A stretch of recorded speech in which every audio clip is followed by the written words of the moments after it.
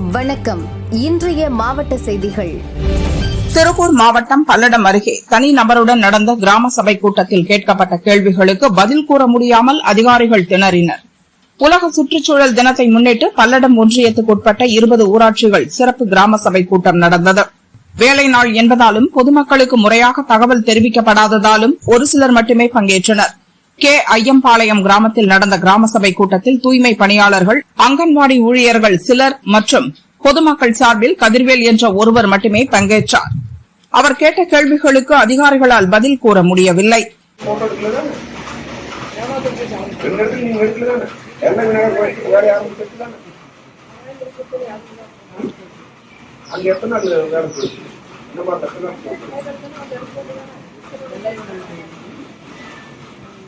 அது அங்கெல்லாம் எழுதிட்டாரு மேல மாட்டாரு பாரு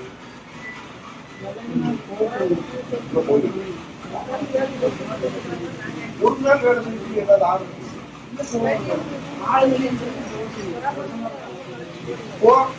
அவங்களுக்கு கால் பண்ணுங்க, கால் பண்ணி எத்தனை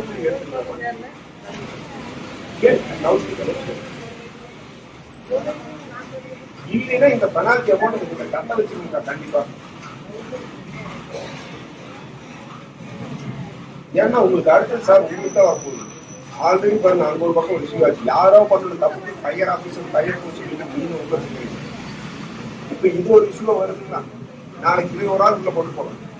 உள்ள கொண்டு போகும்போது அடுத்து யாரோட உங்களுக்கு அடுத்த போஸ்டிங் இருக்குது. உங்களுக்கு பார்த்தீங்கன்னா பண்ணாலும் கீழே தான் ஆர்டர் கூட மேல இருக்க மாட்டோம். அது டீலர் செஞ்சுட்டே ஓவர் செஞ்சுட்டா போயிடும். அதுக்கு இது 2 பேருக்கு 2 போயிட்டு இருப்பாரு. ஏன்னா நீங்க 10 பிளாக் 4 பிளாக் 5 கேஜி போய் கதிர்வேல் கூறுகையில், ஊராட்சிக்குட்பட்ட பகுதியில் 125 நாள் வேலை உறுதி திட்டத்தில் போடப்பட்ட ரோட் குறித்த எந்த அறிவிப்பு பலகையும் அங்கு இல்லை. மரக்கன்று நடுவதற்கு 10,000 ரூபாய் ஒதுக்கப்பட்டது. இதற்காக 100 குழிகள் தோண்டப்பட்டதாக கூறுகிறீர்கள். அதற்கான ஆதாரத்தை காட்டுங்கள். அந்த 10,000 ரூபாய் எங்கு போனது? 36 பேர் வேலை செய்ததாக போலியான கணக்கு காட்டியுள்ளீர்கள். குறிப்பிட்ட 4 பேரை மட்டுமே தொடர்ந்து 125 நாள் வேலைக்கு பயன்படுத்தி வருவது ஏன்? இத்திட்டத்தில் தோண்டியதாக கூறப்படும் ஒரு குழியையாவது காட்டுங்கள். நான் இப்போதே இங்கிருந்து சென்று விடுகிறேன். தண்ணீரையும் செடியும் நானே தருகிறேன் என்று கூறியும் இன்று வரை மரக்கன்று நட முயற்சிக்கவில்லை. உங்களை எல்லாம் கிராம சபை கூட்டத்தில் தான் கேள்வி கேட்க முடியும். அலுவலக நாற்காலியில் அமர்ந்து விட்டால் உங்களிடமிருந்து பதிலே வராது என அதிகாரிகளை பார்த்து சரமாரியாக கேள்வி கேட்டார். கதிர்வேல் கேட்ட கேள்விகளுக்கு பதில் கூற முடியாமல் திணறிய அதிகாரிகள் இறுதியில் சம்பந்தப்பட்ட பெண் ஊழியரிடம் இதுகுறித்து விளக்க கடிதம் பெற்று உரிய நடவடிக்கை எடுப்பதாக கூறி சென்றனர். கிராம சபை கூட்டத்தில் ஒருவர் மட்டுமே பங்கேற்ற நிலையில் அந்த ஒருவர் கேட்ட கேள்விகளுக்கும் பதில் கூற முடியாமல் அதிகாரிகள் திணறியது நிதி முறைகேட்டை ஒப்புக்கொண்டதாகவே கருதப்படுகிறது. மதுரை மாநகராட்சியில் 200 கோடி ரூபாய் முறைகேடு நடைபெற்றுள்ளதாக குற்றச்சாட்டு எழுந்துள்ளது. இதுகுறித்து விரிவான விசாரணை நடத்த வேண்டும் என அதிமுக கவுன்சிலர்கள் போலீஸ் டிஐஜியிடம் புகார் மனு அளித்தனர். திமுக ஆட்சி காலத்தில் மேற்கொள்ளப்பட்ட விசாரணை திருப்திகரமாக இல்லை என்றும் சம்பந்தப்பட்டவர்களை பாதுகாக்கும் நோக்கிலேயே விசாரணை நடத்தப்பட்டதாகவும் அதிமுக கவுன்சிலர்கள் குற்றம் சாட்டினர். புதிய அரசு அமைந்த பிறகு இந்த விவகாரத்தில் பாரபட்சமற்ற மற்றும் வெளிப்படையான விசாரணை நடத்த வேண்டும். விசாரணையின் மூலம் உண்மையான குற்றவாளிகளை கண்டறிந்து அவர்கள் மீது சட்டப்படி உரிய நடவடிக்கை எடுக்க வேண்டும். முறைகேடு நடந்த 200 கோடி ரூபாயை குற்றம் சுமத்தப்பட்டோரிடமிருந்து வசூலிக்க வேண்டும் என டிஐஜியிடம் அதிமுக கவுன்சிலர்கள் வலியுறுத்தினர். உங்களுக்கே தெரியும், திராவிட முன்னேற்ற கழகத்தோட ஆட்சி. இதுல சம்பந்தப்பட்டிருக்கிறவங்க திமுக மேயர், திமுக மண்டல தலைவர்கள், திமுக நிலைக்குழு தலைவர்கள், அது போக சில மாமன்ற உறுப்பினர்கள், திராவிட முன்னேற்ற கழகத்தை சேர்ந்த மாமன்ற உறுப்பினர்கள், முன்னாள் மண்டல தலைவர்கள், இப்படி நிறைய பேர் இதுல சம்பந்தப்பட்டிருக்காங்க. ஆனா அப்போ இந்த திராவிட முன்னேற்ற கழகத்தை சார்ந்த அப்போதைய உள்ள முதலமைச்சர் இதுல ஏதோ உண்மை இருக்குன்னு தெரிஞ்சுதான் அவரு மேயரையும் 5 மண்டல தலைவரையும் நிலைக்குழு தரலையும் ரிசைன் பண்ண சொன்னார். அவரே அவங்க கட்சிக்காரங்களை ரிசைன் பண்ணிட்டு திருப்பி மக்கள் மத்தியில அவங்கள எந்தவித விசாரணைக்கு உட்படுத்தாம எந்தவித ஒரு இதுக்கு கூட்டு வராம அவங்க வாட்டு அவங்களை அப்படியே ஸ்டாண்ட் பையா கொண்டு போய் இடையில இருக்கிறவங்கள சும்மா பில் கலெக்டர்ஸ், சும்மா டெம்பரரி ஸ்டாஃப், டெம்பரரி கம்ப்யூட்டர் டாட்டாக்காரங்க, இவங்களை வச்சு இந்த வழக்கை முடிச்சு அதுவும் இவ்வளவு பெரிய இழப்பு இல்லாத மாதிரி கொண்டு வர்றதுக்கான சூழ்நிலையை கொண்டு வந்தாங்க. அப்ப நாங்க பல தடவை நியாயமான விசாரணை வேணும் அப்படின்னோம். ஆனா அந்த கவர்மெண்ட் பண்ணல. இப்ப அரசாங்கம் மாறி இருக்கு. இப்ப இதே டிஐஜி தான் இப்ப ரீட்டைன் ஆறாரு. இன்னைக்கு எங்க மாமன்ற குழு வந்து எங்களோட அனைத்து இந்திய அண்ணா திராவிட முன்னேற்ற கழகத்தோட மாவட்ட செயலர் முன்னாள் அமைச்சர் அண்ணன் செல்லூர்ராஜ் அவர் ஆலோசனைக்கு இணங்கவும், வழக்கறிஞர் பிரிவு மாவட்ட செயலர் தமிழ்ச்செல்வன் அவர்களும் மகேந்திரன் சாரோட ஆலோசனைக்கு இணங்க நாங்க இன்னைக்கு வந்து அந்த வழக்கை வந்து ஹைகோர்ட்ல பழையபடி லிஸ்ட்ல கொண்டு வர்றதுக்கு ஏற்பாடு பண்ணியிருக்கோம். எங்க வழக்கறிஞர் அணி இந்த வழக்கை கொண்டு வர்றதுக்கு ஒண்ணு. ரெண்டாவது, பாரபட்சம் இல்லாம இந்த விசாரணை நடக்கணும். அது எக்ஸ்பெஷலி இந்த குற்றச்சாட்டுக்கு உள்ளான மேயர், அப்போது உள்ள மேயர், மண்டல தலைவர்கள், நிலைக்குழு தலைவர்கள், இன்னும் மாமன்ற உறுப்பினர்கள், முன்னாள் மன்ற தலைவர்கள், இவங்களாம் திராவிட முன்னேற்ற கழகம் சேர்ந்த முக்கிய பிரமுகர்கள் எல்லாம் மறைக்கப்பட்டிருக்கிறார்கள். இது நியாயமான விசாரணை இந்த அரசு நடத்தும் என்ற நம்பிக்கையில நாங்க வந்திருக்கிறோம். புதிய ஆட்சி வந்திருக்கு. கண்டிப்பாக இப்ப இருக்கக்கூடிய முதலமைச்சருக்கு உங்கள் மூலியமாக எங்க மாமன்ற குழு, அனைத்து இந்திய அண்ணா திராவிட மாமன்ற குழு சார்பாக அவர்கிட்ட நாங்க ஒரு கோரிக்கை வைக்கிறோம். இந்த ஊழலை பாரபட்சம் இல்லாம விசாரிச்சு குற்றவாளியில சட்டத்துக்கு முன் நிறுத்தி இதுல இருக்கக்கூடிய நிதி இழப்பை ஈடு செய்யறதுக்கு முதலமைச்சர் அவர்கள் உங்கள் வாயிலாக நாங்கள் கோரிக்கை வைக்கிறோம். அதற்கு இந்த அதிகாரி, இந்த டிஐஜி தான் இதை விசாரணை அதிகாரி. இது 6 மாசமா கிடப்பில் இருக்கு. இவர்கிட்ட இதை இன்னைக்கு வலியுறுத்துறதுக்காக வந்திருக்கோம். அவர் ஒரு மீட்டிங்ல இருக்காருன்னு சொன்னாங்க. இன்னும் கொஞ்ச நேரத்தில் எங்களை பார்த்துருவாங்க. இந்த இதை வந்து உங்களுக்கு ஏற்கனவே நாங்கள் கொடுத்துருக்கணும். இதன் அடிப்படையில் தான் நாங்கள் இன்னைக்கு வந்திருக்கோம். மேயர் அவர்கள் வந்து ஒரு வார்த்தை விட்டாரு. இந்த மாதிரி இந்த வழக்கை பற்றி எங்களுக்கு வெள்ளரிக்கை வேணும்னு சொல்லி நான் கேட்டேன். இந்த வழக்கு வந்து என்ன ஸ்டேஜில் இருக்குன்றது மாமன்றத்தில் தெரியப்படுத்தணும். அதுக்கு அவர் சொல்றாரு, அவ்வளவு தூரம் 200 கோடி ரூபா அளவுக்கு இந்த சப்ஜெக்ட் இல்லை, ரொம்ப கீழே இருக்கு, அதனாலதான் இதை சார்ஜ் போடுறதுக்கு டைம் ஆகுது அப்படின்னு சொன்னார் மாநகராட்சி கூட்டத்தில். அப்ப நான் சொன்னேன், இதே ஹைகோர்ட்டோட டைரக்ஷன்ல உங்களை நம்ம கமிஷனர் அம்மா தலைமையிலையும் கலெக்டர் தலைமையிலையும் ஒரு குழு அமைச்சு இதில் இழந்த ரூபாயை வசூல் பண்ண சொல்லி சொன்னாங்க. உங்களுக்கே தெரியும், எல்லா பிரஸ்லையும் தெரியும். ஒரே வாரத்தில் 25 கோடி ரூபா இந்த வரி ஏய்ப்பில் பண்ணவங்கள்ட்ட இருந்து கலெக்ட் பண்ணி அதை கோர்ட்ல ஸ்டேட்மெண்ட்டாக கொடுத்தாங்க கார்பரேஷன் கமிஷனர். அதுக்கு நாங்கள் நன்றியும் சொன்னோம், பாராட்டும் சொன்னோம். அப்போ ஸோ ஒரே வாரத்தில் 25 கோடி எடுத்தவங்கள அப்படியே அந்த கமிட்டியை கலைச்சிட்டாங்க கவர்மெண்ட். அதோட கலைச்சி அப்படியே நிற்கிது. அப்புறம் ஒரே வாரத்தில் 25 கோடி வசூலானுச்சுன்னா இப்போ 200 கோடியில் எவ்வளோ கோடி போயிருக்குன்றது நம்மளுக்கு தெரியாமல் இருக்கும். ஸோ அதனால தான் இதை வந்து கண்டுபிடிக்கணுன்ற நோக்கத்தில் இருக்கும். இப்போ அந்த கவர்மெண்ட்டு பல பேர் இதில் டிஎம்கே பீப்புள் மாட்டிடுவாங்கன்னு அந்த ஸ்பீடு, அந்த இது எல்லாம் அப்படியே குறைச்சி அந்த கமிட்டியவே கலைச்சு அதை அப்படியே மறைச்சிக்கிட்டாங்க. அதனால தான் நாங்கள் இப்போ இந்த கவர்மெண்ட் புதுசாக வந்ததுனால இந்த கவர்மெண்ட்டை நாங்கள் வேண்டுகோள் விடுறோம். கண்டிப்பாக உண்மையான குற்றவாளியை கண்டுபிடிப்பாங்கன்ற நம்பிக்கை எங்களுக்கு இருக்கு. மதுரை அரசு விருந்தினர் மாளிகையில் மின்சாரம் மற்றும் சட்டத்துறை அமைச்சர் நிர்மல்குமார் தலைமையில் மாவட்ட மேம்பாட்டு வளர்ச்சி திட்டம் தொடர்பாக ஆலோசனைக் கூட்டம் நடைபெற்றது.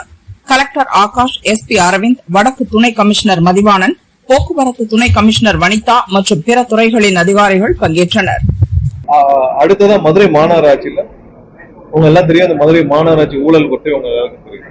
ஸோ இதுல ஆட்சியர் கலெக்டர் அவர்களும் மாநகராட்சி கமிஷனர் புதுசாக பொறுப்பேற்றார்கள். அவர் அடுத்த ஒரு சில நாட்களை ஜாயின் பண்ணிடுவோம்.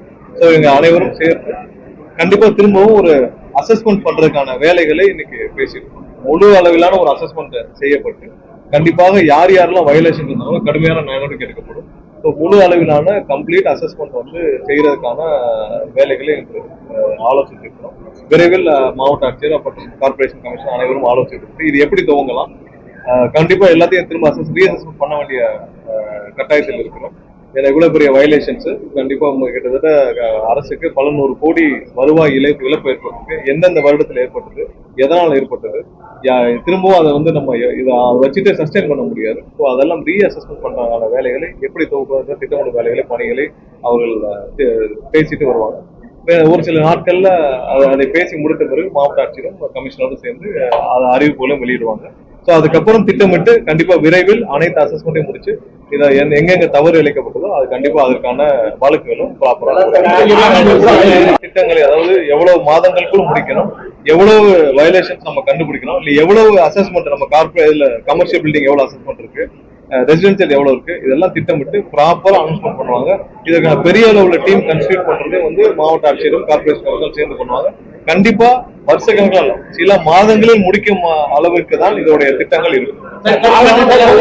இருக்குதோ அதை விரைவில் ஐடென்டிஃபை பண்ணி கண்டிப்பா அனைத்தும் வழக்குகள் ப்ராப்பரா விசாரிக்கப்பட்டு யார் யார் தவறு செய்திருந்தாலும் அவர்கள் மீது நடவடிக்கை உறுதியாக எடுக்கப்படும். ஏன்னா எல்லாமே வந்து எங்கேயும் ஒளிஞ்சு போல, எங்கெங்கெல்லாம் வந்து தவறாக ப்ராப்பர்ட்டி டாக்ஸ் இல்ல அசஸ்மெண்ட் சரியா பண்ணாம எங்கெங்கெல்லாம் வந்து ஊழல் அளிக்கப்படும் எல்லாருக்கும் டாக்குமெண்ட் இருக்கு. எந்த வருஷம் அவங்க கரண்ட் கனெக்ஷன் எடுத்தாங்க இருக்கு, எந்த வருஷம் அவங்க வீடு கட்டினாங்க இருக்கு, எப்போ பிளான் அப்ரூவல் வாங்கினாங்க இருக்கு, எந்த வருஷம் அந்த அங்க எந்த கவுன்சிலர் இருந்தாங்க, இல்ல எங்க ஜோனல்ல யாரு மண்டல தலைவர் யாரு இருந்தா, யாரு மேயரா இருந்தா, எல்லாமே இருக்கு. ஸோ அதனால ப்ராப்பர் அசஸ்மெண்ட், என்னைக்கும் அதுல இருந்து யாரும் தப்பிக்க முடியாது. இப்ப இருக்கிற அதுல பலர் வந்து அவங்களுக்கே தெரியாமல் அங்க இருக்கிற கவுன்சிலரோ யார் மூலமும் மிரட்டப்பட்டு இல்ல லஞ்சமாக கொடுக்கப்பட்டு அவங்க இருக்கலாம். சோ அவங்களுக்கே தெரியாமலும் இருக்கலாம், அவங்களே இந்த மாதிரி ப்ராசஸே தெரியாம இருக்கலாம். சோ அவர்களுக்கெல்லாம் இது ஒரு விழிப்புணர்வு கண்டிப்பாக விரைவில் இது திட்டங்களோடு மாவட்ட ஆட்சியரும் கமிஷனர் இப்ப அதற்கான முழு அளவிலான ஒரு திட்டங்கள் கொடுத்து எவ்வளவு நம்ம வயலேஷன் இருக்குன்னு கண்டுபிடிக்கணும்.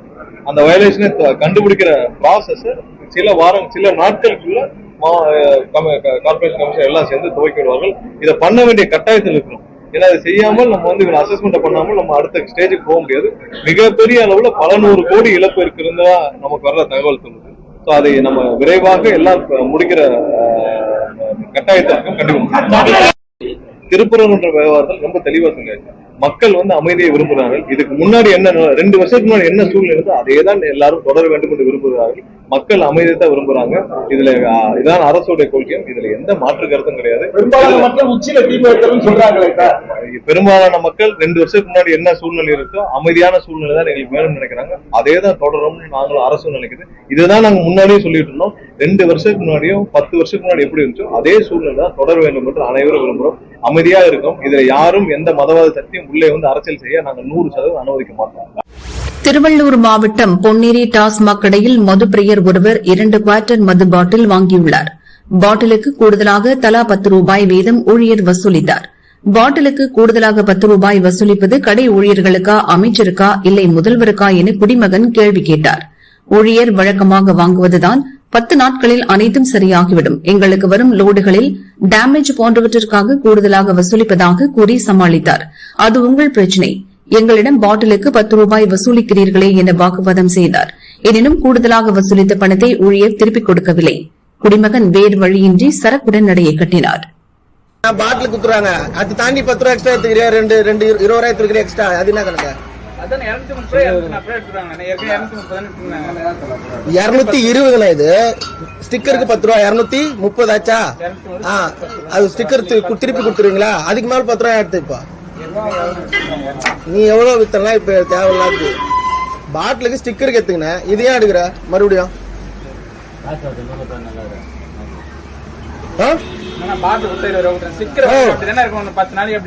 ஏன் அப்படி இருக்குது?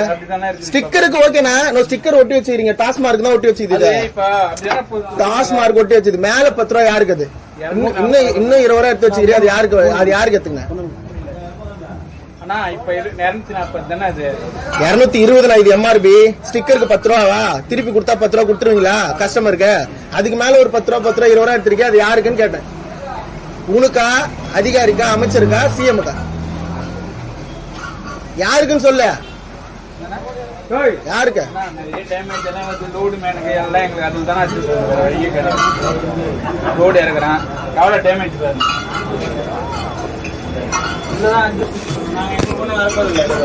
அந்த டேமேஜுக்கெல்லாம் நான் பொறுப்பாக முடியுமா?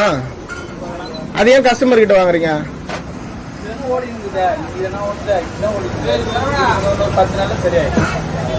அது வரைக்கும் இப்படிதான் வாங்குவீங்க, எக்ஸ்ட்ரா தான் வாங்குவீங்க அது வரைக்கும்.